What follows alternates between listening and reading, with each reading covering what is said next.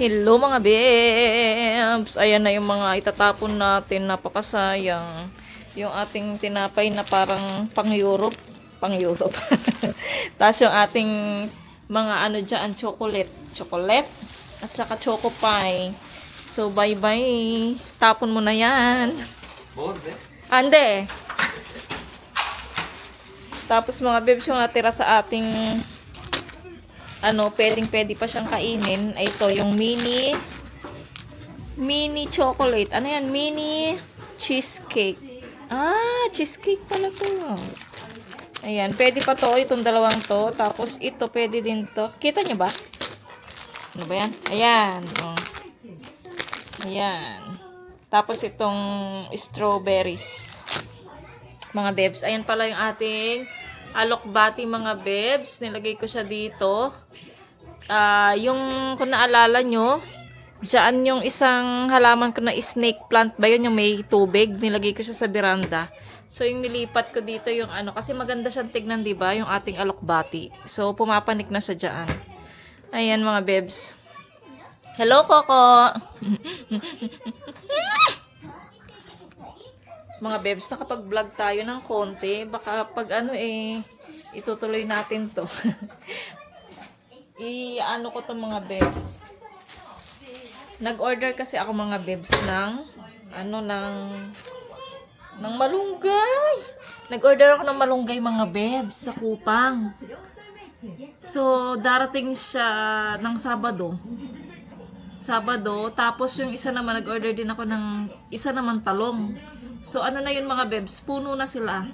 So na siya, buhay na talaga siya. So, yung talong naman ay tomorrow yung dating niya. Kaya yung ating vlog ay ngayon, bukas, at magpakailanman. Hindi, yung vlog natin ay ngayon at saka, ay, kinikis ako ni Coco. Siguro bukas hanggang sa pagdating ng ating malunggay kasi tomorrow, ayun, hinina ko yung ating umuulan pala. Ang pangit ng weather mga bebs. Sa totoo lang, ilang araw na yung ganito oh. Ilang araw nang umuulan. Kita nyo? Sabi daw ng weather station, sabi ng Google, hanggang bukas daw yung ulan. So, Friday, ay hindi. Hanggang ngayon nga lang yata. Kasi nga merong bagyo dyan dyan sa Japan. So, may bagyo. So, napadaan siya dito. Tapos, syempre, mauulanan tayong konti. So, may bagyo nga daw sa Japan, sabi ni Mr.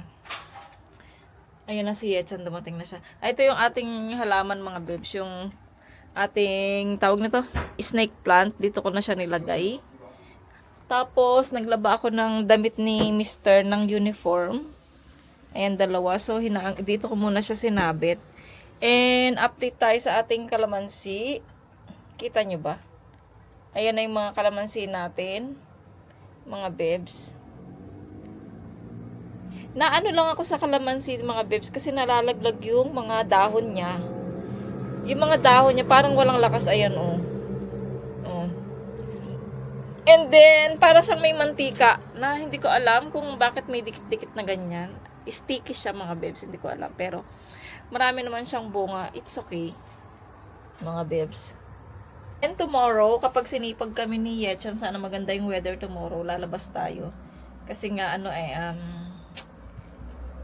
naboboring na rin si Yechan dito sa bahay. Kaya tomorrow baka lalabas tayo. Tingnan natin. Yung vlog na to, baka konting minutes lang siguro siya mga bebs. Hindi ko na siya itutuloy-tuloy na pag the next day. Kasi baka mahilo kayo mga bebs. Kaya tingnan natin kung ano yung magagawa nating vlog for today's video. Ayun nga yung tinapon natin yung napakasayang na mga snack na alam ko favorite yun ng mga pamangkin ko. Nasayang sila mga bebs. Kasi si Yera mga bebs, sa school niya, kada uwi niya meron siyang dalang ganyan, binibigay sa school. Binibigay sa kanya ng mga teacher. Ng teacher niya pala, hindi pala ng kanyang teacher mga bebs. Ayun, kaya dumadami yung snack. Kahit doon sa cabinet, sa pantry ko mga bebs, ang dami doong snack galing sa kanyang school. So, ayun mga bebs, nandito na rin pala si Yeram. Kakarating niya lang kanina.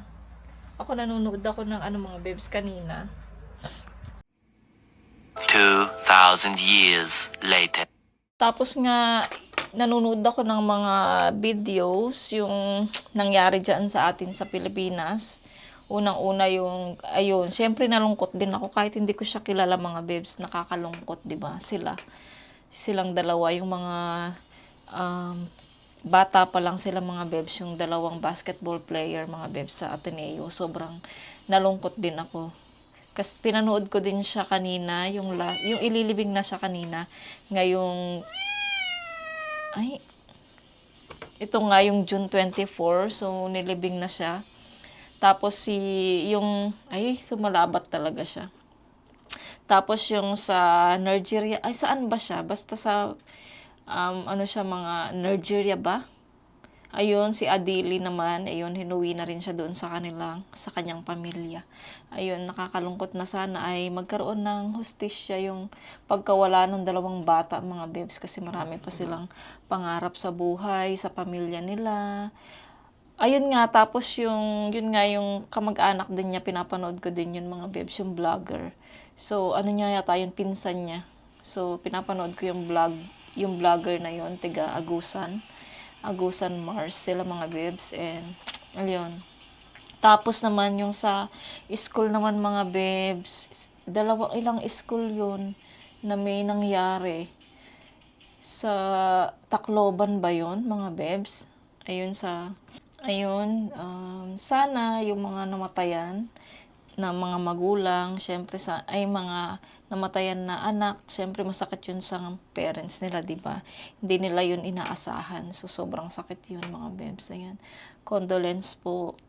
Ayan, kahit na hindi ko siya kilala mga bebs, grabing nasaktan talaga ako. Yung parang maluluha ako kanina mga bebs dahil sa yung narinig ko yung iyak ng nanay niya na sobrang sakit, 'di ba? Ayun, tapos yun doon sa Tacloban ba yun? Ayun, yung Tacloban.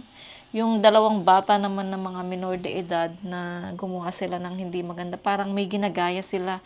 Katulad sa Amerika, di ba ganyan din yung lagi na lang may reports sa Amerika yung sa school, papasukin nila yung school, tapos mamamaril sila, yung ganon.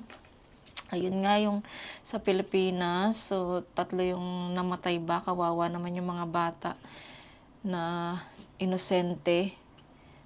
At yung mga bata din na mga nagkaroon ng nasugat, ganyan, yung natamaan din pero okay naman sila, pero nagpapagaling pa rin sila. So ayun, nakakaawa talaga yung 3, tapos yung isa yung isang lalaki, 'di ba, nakakaawa din yun. Sinasara niya yung pinto mga bebs para, alam ko na panood niyo naman na yan, pero gusto ko lang din sabihin, ayun, sinasara niya yung pinto pero biglang nagpaputok yung kung sino man yung dalawang yun, biglang nagpaputok. Ayun, akala ko kasi dito lang siya, dito mga bebs, kasi nakita ko dito lang, nung pala hindi, tas bumagsak siya, tas tumayo pa nga siya, diba? Tapos ayun, ngayon pala wala, natamaan din yung niya, kaya nawala din siya mga bebs. Tapos yun doon naman ang dami kong kwento mga bebs. Yun doon naman sa isang school, hindi ko, anong school yun mga bebs, kung napanood nyo din yun. Isang batang babae naman, sa sobrang galit niya mga bebs. Hindi ko alam kung ano yung hawak niya. Sabi nila, knife daw siya. Yun, pinagsasaksak niya yung pinili niya lang yung kung sino yung sasaktan niya.